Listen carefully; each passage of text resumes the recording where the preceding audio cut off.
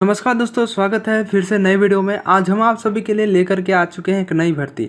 इस भर्ती का नाम है एसएससी स्टेनोग्राफर। यदि आप एसएससी स्टेनोग्राफर रिक्रूटमेंट में ऑनलाइन आवेदन करना चाहते हैं तो आप सभी इस वीडियो को अंत तक देखिएगा।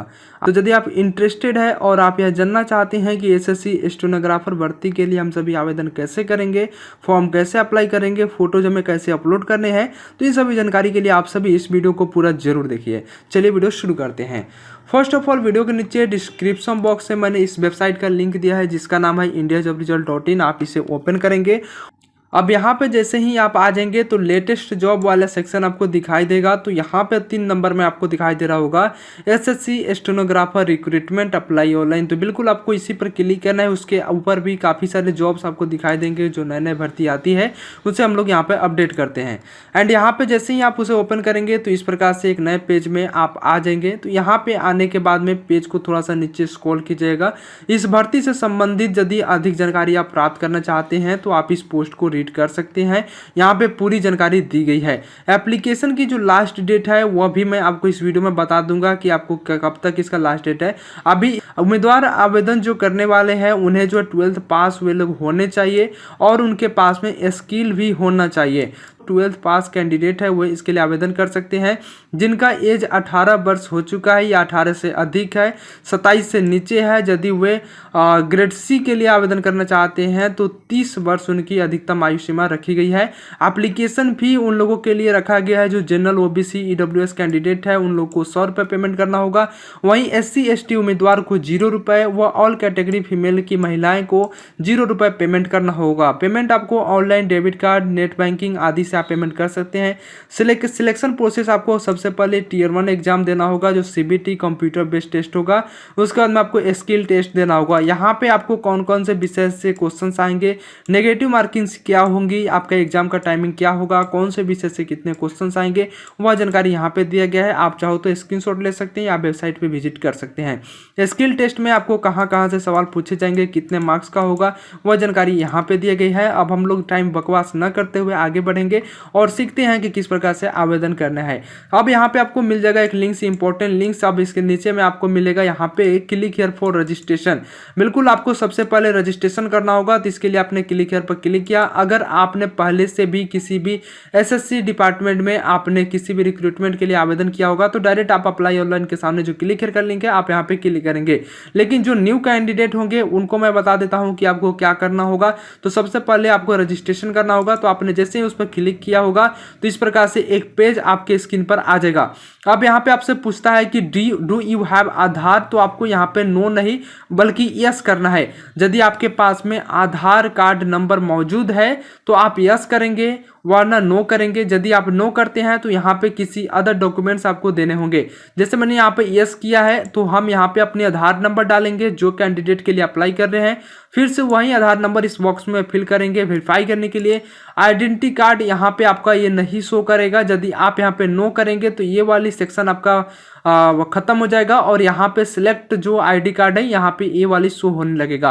अब इसके बाद में अपनी नाम डालनी है जो कि कैपिटल लेटर में आपको डालना होगा और आप जो नाम यहाँ पे दर्ज कर रहे हैं वह नाम आपका मैट्रिकुलेशन सर्टिफिकेट के आधार पर होना चाहिए और विदाउट एनी सैल्यूटेशन होना चाहिए। यानी कि आपके नाम के पीछे ना ही कोई श्री, ना ही कोई श्रीमती, ना ही मिस्टर, मिसेज, MS की डॉक्टर, किसी भी प्रकार की यह उपाधि आपके नाम के पीछे नहीं लगना चाहिए। उसके बाद में आपको वेरीफाई करना है। अपने नाम को बिल्कुल कैपिटल लेटर में डालिएगा। यदि आपने अपना नाम कभी चेंज किया है तो आप यहाँ पे यस करेंगे वरना फिर नो पर रहने देंगे। एंड इसके बाद में आपको अपनी फादर्स नेम डालनी है। फादर्स नेम भी आप अपने मैट्रिकुलेशन सर्टिफिकेट के हिसाब से डालेंगे और अपने फादर के नाम के पीछे कोई भी सैल्यूटेशन नहीं देंगे जैसे कि मिस्टर, श्री, लेट, डॉक्टर, इन सभी का यूज नहीं करना है। अदरवाइज आपका एप्लीकेशन रद्द कर दिया जाएगा। उसके बाद में आपको अपनी वेरीफाई करना है अपनी फादर्स नेम को। अपनी मदर्स नेम डालना है अपनी मैट्रिकुलेशन सर्टिफिकेट के आधार पर। मदर्स नेम के पीछे आपको श्रीमती शब्द का इस्तेमाल नहीं करना है। अपनी वेरीफाई करनी है मदर्स नेम को। अपनी DOB डालना है। इस कैलेंडर के हिसाब से आप अपने DOB सिलेक्ट करेंगे मैट्रिकुलेशन सर्टिफिकेट के हिसाब से जिस प्रकार से होगा। आप अपनी DOB को यहाँ पर कंफर्म करेंगे। एंड इसके बाद में आपको वेरीफाई करनी है एजुकेशन बोर्ड को। तो यहाँ पे एजुकेशन बोर्ड जो कि मैट्रिकुलेशन के लिए है, तो अपनी एजुकेशन बोर्ड यहाँ पे सेलेक्ट करेंगे। यदि आपने CBSE से उत्तीर्ण हुआ है 10th, तो CBSE पर क्लिक करेंगे। आप किसी अदर बोर्ड से आपने उत्तीर्ण हुए होंगे तो अपना सिलेक्ट कर लेंगे। एंड इसके बाद अपनी एजुकेशन बोर्ड को फिर से कंफर्म करना होगा जो आपने ऊपर सेलेक्ट किया है। आप अपनी मैट्रिकुलेशन के आधार पर आप अपनी रोल नंबर यहाँ पर फिल करेंगे। यहाँ पे आप अपनी रोल नंबर डालेंगे, उसके बाद में अपनी रोल नंबर यहाँ पे कंफर्म करेंगे। इसके बाद में अपनी पासिंग ईयर आप सिलेक्ट करेंगे कि आपने कब पास किया है अपनी मैट्रिकुलेशन को, अपने हिसाब से आप यहाँ पर सिलेक्ट कर लेंगे। जेंडर अपना सिलेक्ट करेंगे और वेरीफाई करेंगे। आप अपनी कितना हाईएस्ट क्वालिफिकेशन किया है उसके हिसाब से सिलेक्ट करेंगे। आप अपनी मोबाइल नंबर दर्ज करेंगे, वही मोबाइल नंबर कंफर्म करेंगे। ईमेल आईडी दर्ज करेंगे, ईमेल आईडी कंफर्म करेंगे। आप अपनी स्टेट सिलेक्ट करेंगे जहां से भी आप आवेदन कर रहे हैं, आपका जो भी डोमिसाइल है। एंड इतना करने के बाद में आपको सेव पर क्लिक कर देना है। जैसे आप सेव पर क्लिक करते हैं आपके मोबाइल व ईमेल पर OTP सेंड किया जाता है। उस OTP को कंफर्म करने के बाद में आपको रजिस्ट्रेशन नंबर व पासवर्ड भेज दिया जाता है आपके ईमेल व मोबाइल नंबर पे, जिसकी मदद से आप आगे अपनी आवेदन को प्रोसीड करेंगे। इतना करने के लेने के बाद में रजिस्ट्रेशन प्रोसेस कर लेने के बाद में आपको अप्लाई ऑनलाइन का जो विकल्प दिखाई दे रहा है इस पर क्लिक करेंगे यहाँ पे। अब जैसे आप इस पर क्लिक करेंगे अब आपका पेज इस प्रकार से आ जाएगा फिर से ओपन होकर के। अब यहाँ पे आने के बाद में आपने जो रजिस्ट्रेशन नंबर आपको प्राप्त हुआ है उसे यहाँ पर फिल करेंगे, पासवर्ड यहाँ पे दर्ज करेंगे और यहाँ पे जो कैप्चा शो हो रहा है इस कैप्चा को फिल करके लॉगिन करेंगे। अब जैसे ही आपने लॉगिन पर क्लिक किया होगा तो इस प्रकार से आपको एक इंटरफेस दिखाई देगा। यहाँ पे सबसे ऊपर ही आपको मिलेगा stenographer grade C and D examination 2022 and यहाँ पे एप्लीकेशन एंड डेट जो रखा गया है 5 सितंबर 2022 से 11 बजे रात तक यह वैलिड रहेगा। एंड उसके बाद में आपका यह डेट खत्म हो जाएगा तो आप अप्लाई नहीं कर पाएंगे। चलिए अप्लाई करने के लिए यहाँ पे स्टेनोग्राफर आपको देख लेना है जहाँ पर भी होगा एंड यहाँ पे आपको अप्लाई का विकल्प मिलेगा, बिल्कुल आपको इस पर क्लिक कर देना है। जैसे आप इस पर क्लिक करते हैं आपने जो रजिस्ट्रेशन किया होगा उसके आधार पर आपका यह फॉर्म ओपन हो जाएगा। एंड यहाँ पे आपका कुछ चीज़ें यहाँ पर फुलफिल आएगा करके जो कि आपने रजिस्ट्रेशन के दौरान किया होगा। इतना कर लेने के बाद में अब आपको यहाँ पे स्टार लगा है, जैसे आप यहाँ पे देख पा रहे हैं कि do you possessing knowledge of stenography. आपको यहाँ पे यदि नो करते हैं तो आप इसके लिए एलिजिबल कैंडिडेट नहीं होंगे, इसलिए जब भी आप अप्लाई कर रहे हैं तो यहाँ पे यस पर टिक करेंगे। मैं आपको नो पर टिक करके बता देता हूँ। जैसे मैंने नो पर क्लिक किया तो बता रहा है कि you are not eligible for this examination, इसलिए आपको यहाँ पे यस पर टिक करना है। एंड इसके नीचे आपको मिलता है प्रिफरेंस एग्जामिनेशन सेंटर। जी हाँ, आपको अपनी एग्जामिनेशन सेंटर्स को यहाँ पे सेलेक्ट करनी है। फर्स्ट एग्जामिनेशन सेंटर अपने हिसाब से, अपनी एरिया के हिसाब से आपका फर्स्ट एग्जामिनेशन सेंटर कहाँ पर जा सकता है उससे आप यहाँ पर सिलेक्ट करेंगे। उसी प्रकार से सेकंड सेंटर अपना सिलेक्ट कर लीजिए। एंड इसके बाद में आपको अपनी थर्ड सेंटर आपको सिलेक्ट कर लेना है। और इसके नीचे आपको एक सर्विसमैन आपको दिखाई देता है। यदि आप ESM के थ्रू आते हैं तो आप यस करेंगे, अदरवाइज कैंडिडेट यहाँ पे नो पर क्लिक करेंगे। जहाँ जहाँ पर भी स्टार लगा होगा उससे करना मैंडेटरी है, तो आप यहाँ पे आ जाइए। अब यहाँ पे कुछ नहीं आपको करना है, बिल्कुल नीचे आप आ जाएंगे। अब यहाँ पे पूछ रहा है मीडियम ऑफ स्किल टेस्ट। जी हाँ, ये जो है महत्वपूर्ण चीज़ें हैं, जैसे कि मैंने यहाँ पे आपको बताया हुआ था। यहाँ पे मैं आपको दिखा देता हूँ कि स्किल टेस्ट आपको एग्जाम देना होगा, जो कि आपका सिलेक्शन प्रोसेस जो होगा CBT एग्जाम और स्किल टेस्ट के द्वारा होगा। तो स्किल टेस्ट आप कौन से लैंग्वेज के थ्रू देना चाहते हैं, तो यहाँ पे हिंदी व इंग्लिश दोनों है, अपने हिसाब से इसे सिलेक्ट कर लीजिएगा। मैंने यहाँ पे इंग्लिश सेलेक्ट कर लिया है। अब यहाँ पे आ रहा है पोस्ट अप्लाइंग फॉर, तो यहाँ पे आप ग्रेड C, ग्रेड D या फिर बोथ के लिए आप अप्लाई कर रहे हैं, यानी कि ग्रेड C व D दोनों के लिए यदि आप अप्लाई कर रहे हैं तो यहाँ पर बोथ पर क्लिक करेंगे। यदि पार्टिकुलर किसी एक पोस्ट के लिए आप आवेदन कर रहे हैं तो किसी एक पोस्ट पर क्लिक करेंगे। मैंने बोथ पर क्लिक किया है। उसी प्रकार से हमें वेरीफाई करना होगा जो हमने ऊपर सेलेक्ट किया है। इतना कर लेने के बाद में यदि आपका उम्र एक्सपायर हो चुका है, इनकी डेट में आप नहीं आ पा रहे हैं, तो आप एज रिलेक्शन ले सकते हैं। अलग अलग कैंडिडेट के लिए एज रिलेक्शन अलग रखे गए हैं। जैसे कि यदि जनरल OBC कैंडिडेट है तो आपको एज रिलेक्शन देख लेना चाहिए। जो SC ST उम्मीदवार है आपको भी अपनी एज रिलेक्शन देख लेनी चाहिए। तो एज रिलेक्शन का पता आपको कैसे लगेगा, इसके लिए आप यहाँ से आ जाएंगे फिर से यही वेबसाइट पे। इसीलिए मैंने इसका लिंक वीडियो के नीचे डिस्क्रिप्शन बॉक्स में लगाया है ताकि आपको कोई भी प्रॉब्लम्स ना हो। यहाँ पे डाउनलोड नोटिफिकेशन के सामने जो क्लिक करके लिंक है, आप सिंपली आप इसे ओपन करेंगे। यहाँ पे एक पीडीएफ जो कि एसएससी ने जो अपना पीडीएफ जारी किया है अपनी इस रिक्रूटमेंट के थ्रू, वह आपका पीडीएफ डाउनलोड होकर के आ जाएगा। तो यहाँ पे इस नोटिफिकेशन को रीड करके जान सकते हैं कि आपको एज रिलेक्शन कितना दिया गया है एंड यहाँ पे भी आपको जानकारी दे दिया गया है। अब इतना हम लोग डिटेल्स में नहीं जाएंगे क्योंकि हम लोग फॉर्म भरना सीखते रहे हैं, तो यहाँ पे हम नो करेंगे क्योंकि ये कैंडिडेट का एज रिलेक्शन नहीं है। हाईएस्ट क्वालिफिकेशन आपने कितना क्वालिफाई, आपने हाईएस्ट क्वालिफिकेशन किया है, आप अपने हिसाब से सिलेक्ट करेंगे। उसी के बाद में आप अपना डिटेल्स करेंगे और यहाँ पे मैंने 12th स्टैंडर्ड ले लिया है।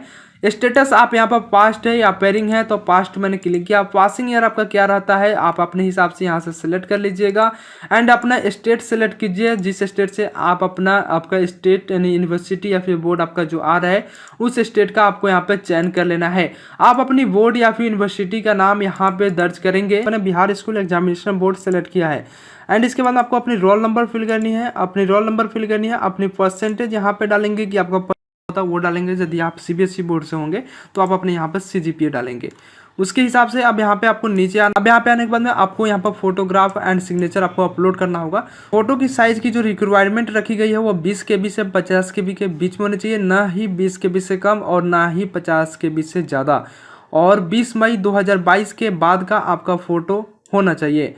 सिग्नेचर भी आपको यहाँ पर देख लेना है, 10 KB से 20 KB के बीच में आपकी सिग्नेचर की साइज होनी चाहिए। फोटोग्राफ आपका जो है यहाँ पर दी गई डेट के आगे के ही क्लिक्स होनी चाहिए, तो यहाँ पे आपको यस करना होगा और यहाँ पे आपको चूज फाइल पर क्लिक करना है। क्लिक करेंगे आप अपनी मीडिया लाइब्रेरी से उस फोटो को सेलेक्ट करके अपलोड कर देंगे। फोटो अपलोड कर लेने के बाद में अब आपको सिंपल सा नीचे आ जाना है, यहाँ पे एग्री करना है और जो कैप्चा ऊपर शो हो रही है इस कैप्चा को फिल करके प्रीव्यू पर क्लिक करना है। जैसे ही आपने प्रीव्यू पर क्लिक किया अब आपका फॉर्म पूरी तरह से भर करके आ चुका है। अब आपको यहाँ पर मिलान कर लेना है, आपने जो भी जानकारी डिटेल्स यहाँ पर फिल किया है वह क्या सही है या फिर गलत है। यदि गलत है तो आप उसमें मॉडिफाई कर सकते हैं। मॉडिफाई कैसे करना है वो भी मैं आपको बता देता हूँ। यदि आपको किसी प्रकार की प्रॉब्लम्स आ रही है तो आप एडिट मॉडिफाई पर क्लिक करके मॉडिफाई कर सकते हैं। यहाँ पर कई पर्सन लोगों का यहाँ पर प्रॉब्लम्स ये होता है फोटो अपलोड करने में। तो फोटो जो है आपका देखिए ब्लर नहीं होना चाहिए, साथ में आपकी फोटो पर डेट मेंशन होना चाहिए। यदि आप डेट मेंशन नहीं करते हो तो भी कोई बात नहीं है, क्योंकि एसएससी की न्यू नोटिफिकेशन आने के बाद में डेट अब वहाँ पे मैंडेटरी नहीं रखा गया है। तो आप लेकिन यदि आप यहाँ पे फोटो में डेट देते हो तो काफ़ी अच्छी बात है। और आपका फोटो का जो डेट होना चाहिए ना फिर भी 20 मई 2022 के बाद का होना चाहिए। मैं बताता हूँ आपको फोटो किस प्रकार से आपको अपलोड करना है। यहाँ पे देख सकते हैं नोटिफिकेशन मैंने ऑन किया है। नेक्जोर XBI में आप यहाँ पर देख पाएंगे एक्सेप्टेबल फोटोग्राफ किस प्रकार से है। तो यहाँ पे ये वाली जो फोटोग्राफ आपको दिखाई दे रहा है यही है आपका एक्सेप्टेबल फोटोग्राफ। यदि आप में फोटो में एक्स्ट्रा कलर है, टू लूज है, वो आपने यदि कैप लगा रखा है या फिर आपने सन ग्लासेस लगा रखा है, चश्मा लगा रखा है, तो इस स्थिति में या फिर आपका जो सेल्फी वाला फोटो है तो इस स्थिति में आपका ये फोटो रॉन्ग माना जाएगा, आपका फॉर्म रिजेक्ट हो जाएगा। आपका नॉर्मल फोटो जिसमें से आपका दोनों ईयर यानी कान आपका सही तरीके से दिखना चाहिए, आप इस फोटो में अनुसार से समझ सकते हैं। तो यहाँ पे मैंने वो सभी चीज़ें देख लिया है। यदि आप में कोई प्रॉब्लम्स आ रहे हैं, गलती आपने किया है, तो आप एडिट सेलेक्ट मॉडिफाई पर क्लिक करके आप उस चीज़ को सुधार कर सकते हैं। अदरवाइज यदि सही है तो आप सिंपली सबमिट पर क्लिक करेंगे। इसके बाद में आपको ओके पर प्रेस करना है। आप जैसे ही ओके पर क्लिक करेंगे कुछ देर लोडिंग लेगा एंड आपका फॉर्म सबमिट हो जाएगा। जैसा आप यहाँ पर देख पा रहे हैं कि application form is received, contents not verified लिखा हुआ आ रहा है। यहाँ पे आपको दो ऑप्शन दिखाई दे रहे हैं, ओके एंड प्रिंट का। जी हाँ, ओके एंड प्रिंट का आपको ऑप्शन दिखाई दे रहा है। तो आप यदि SC ST उम्मीदवार है तो आपको ये वाली ऑप्शन दिखाई देगा। मैंने SC कैंडिडेट का फॉर्म अप्लाई किया है तो ये वाले ऑप्शन आ रहा है। यदि आपने OBC कैंडिडेट का अप्लाई किया है तो आपको 100 रुपये का भुगतान करना होगा, या फिर जनरल OBC BC कैंडिडेट के लिए अप्लाई किया है तो। और यदि किसी महिला के लिए अप्लाई किया है तो महिला के लिए 1 भी रुपये पेमेंट करने की जरूरत नहीं है। सबसे पहले तो मैं प्रिंट पर क्लिक करता हूँ और देख सकते हैं कि ये वाली आपका PDF प्रारूप होगा जो कि आपका एप्लीकेशन फॉर्म होगा जो आपने भरा होगा आपका। अब यहाँ पर बात करते हैं, अब ओके हम लोग सिंपली यहाँ पर करेंगे और इसके बाद में जैसे ही आप यदि जनरल OBC कैंडिडेट के लिए अप्लाई करेंगे तो ओके करेंगे तो उसके बाद आपको पेमेंट करना होगा 100 रुपये का, या फिर यदि पेमेंट वाला सेक्शन नहीं ओपन हो रहा है तो यहाँ पे आ जाएंगे और यहाँ पे अप्लाई प्रिंट डाउनलोड ऑफलाइन चालान का है, लेकिन आपको इस पर नहीं क्लिक करना है, पेमेंट पर आप क्लिक करेंगे। आप जैसे ही पेमेंट करें यहाँ पर तो एक्सिस्ट लिखा हुआ आ जाएगा, लेकिन यदि आपने जनरल OBC की EBC कैंडिडेट के लिए अप्लाई करेंगे तो 100 रुपये का भुगतान करना होगा। तो यहाँ पे जैसे पेमेंट पर क्लिक करेंगे तो उसके बाद पेमेंट मेथड आ जाएगा, जहाँ पे आप debit card, credit card, net banking, UPI के माध्यम से आप पेमेंट कर सकते हैं। आपको बताया कि एक्सीड हो जाएगा, जैसे यहाँ पर लिखा हुआ है कि you are accept for fee payment, यानी कि हमारा फी जो है यहाँ पर माफ किया गया किया है, जो एससी कैंडिडेट के लिए मैंने अप्लाई किया है। यदि एसटी के लिए भी अप्लाई करता तो वहाँ पे भी माफ हो जाता। अपने एप्लीकेशन की स्टेटस चेक करने के लिए एप्लीकेशन स्टेटस का विकल्प मिलेगा, आप इस पर क्लिक करके देख लीजिएगा, नहीं कि छोड़ दीजिएगा सो नहीं। यहाँ पे देख लीजिएगा कि आपने कहीं पे गलती तो नहीं किया। रजिस्ट्रेशन स्टेटस कंप्लीट है, फोटोज पर क्लिक करके आप यहाँ पे वापस आ सकते हैं। जो प्रोसेस थी हमने अब आपको इस वीडियो में बताया है कि आप किस प्रकार से एसएससी स्टेनोग्राफर भर्ती के लिए ऑनलाइन फॉर्म भर।